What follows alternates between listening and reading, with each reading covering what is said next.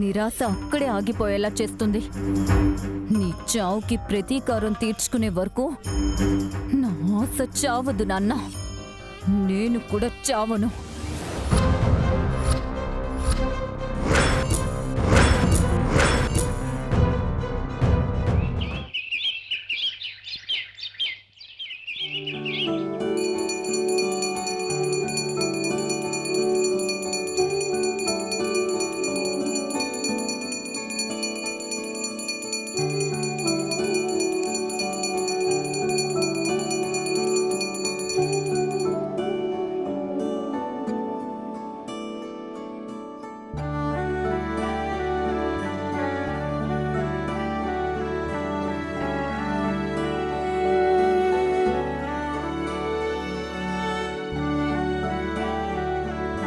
భగవంతుడా, ఉదయాన్నే ఆయన ఇంటికొస్తాడనే శుభవార్త తెలిసేలా చేశావు.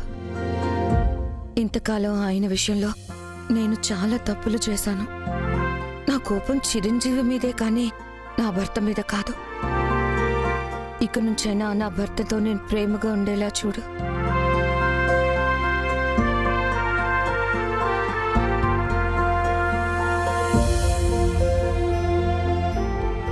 వాడు ఇన్ని దినాలు ఆ జైల్లో కూడి ఎట్ట తిన్నాడో ఏమో. వాడొచ్చేసరికి వాడికిష్టమైనవన్నీ చేసి పెట్టాలా.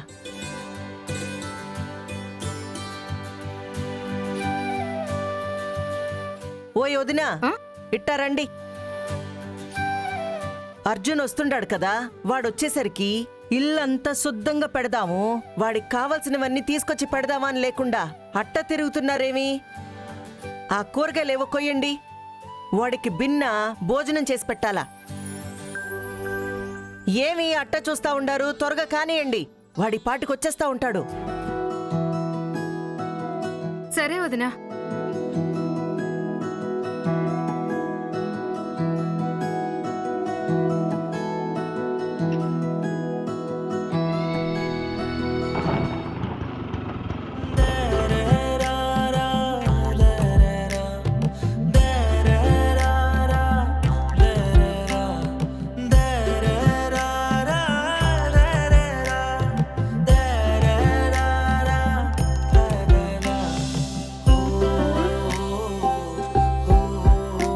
పదన.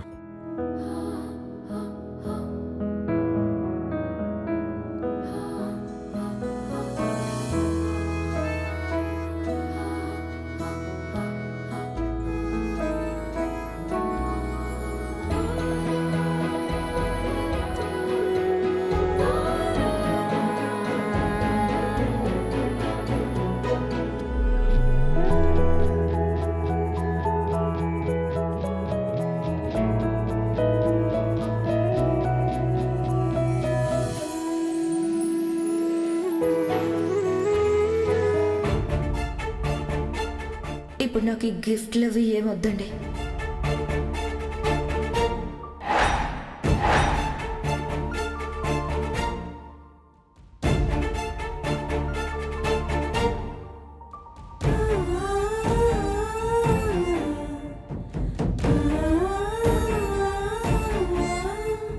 రే, ఎలా ఉన్నారా?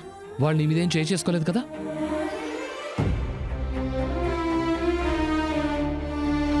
ఏమండి? అర్జునా, అర్జునా, ఎట్టుండవురా? ఇల్లు ఇడిసిపెట్టి ఒక్క పొద్దైనా పోలేదు. అట్లాంటిది చెయ్యని తప్పుకి జైల్లో కూర్చోపెట్టినారు ఆ పాపిష్టి మొహం వాళ్ళు బాగుపడతారా? నాశనమైపోతారు. అన్నొచ్చాడని సంతోషం కూడా లేకుండా ఏమంట ఏడస్తా ఉండవు. ముందు అండి లోనికి పోనిచ్చేది ఏమైనా ఉందా లేదా? అర్జునా, వాళ్ళు నిన్నేమీ అనలేదు కదా? చెయ్యి గియ్యి ఏమైనా చేసుకున్నారా చెప్పు, వాళ్ళ తాట తీస్తున్నావు. అలాంటిదేం లేదత్తా.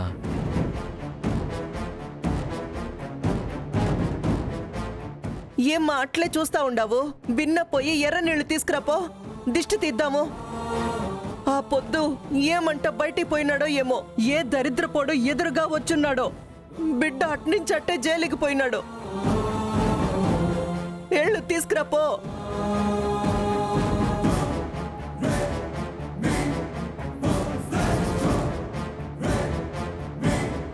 అర్జున ఎట్టా ఉండవురా ఇన్ని రోజులు? ఏమండి? ఆ, నువ్వు కాదులే అమ్మా, ఉండు. ఇరుగు దిష్టి, పొరుగు దిష్టి, ఊళ్ళో వాళ్ళ దిష్టి, ఇంట్లో వాళ్ళ దిష్టి, అందరి దిష్టి పోవాలా? తూ తూ.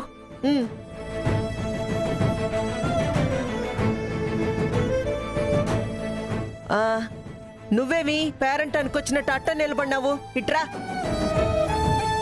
రా, తీసుకెళ్ళి పారబోయ్. పద నాయనా, దా. ఆగు, బుద్ధుందారా నీకో?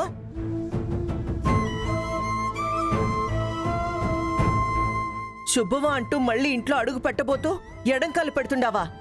కుడికాలు పెట్టరా. సరే అత్త.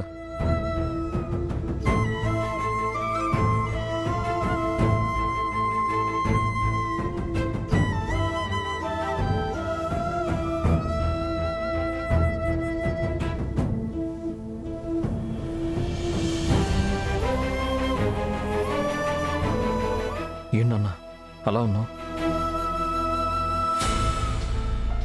మరి ఆ కళ్ళల్లో కన్నీళ్ళు ఏంటన్నా?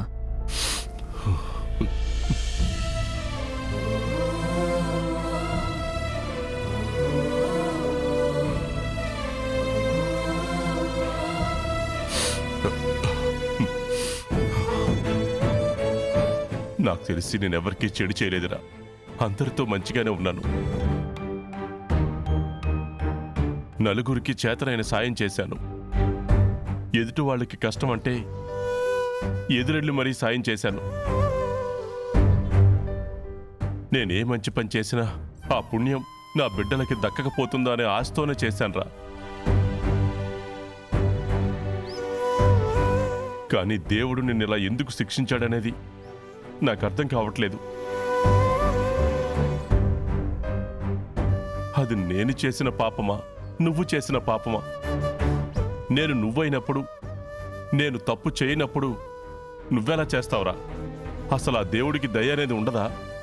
మంచిని బాధ పెట్టడమే ఆయనకి అలవాటైపోయిందా? ఓ అన్నా, ఎందుకన్నా బాధపడతావో? ఏ జన్మలో ఏ పాపం చేసుకునున్నామో బిడ్డట్ట జైలుకు పోయినాడు. వాళ్ళు నన్ను చూసుకునేవాణ్ణి. వాడేం పని చేస్తున్నా ఆ పనిలో నేను కనిపించేవాణ్ణి. మంచిగా ఉండటం, పద్ధతిగా నలుగురితో నడుచుకోవడం, ఇల్లు వ్యాపారం తప్ప మరో ధ్యాస లేదు నీకు. అలాంటి నిన్ను తీసుకెళ్లి జైల్లో పెట్టారు.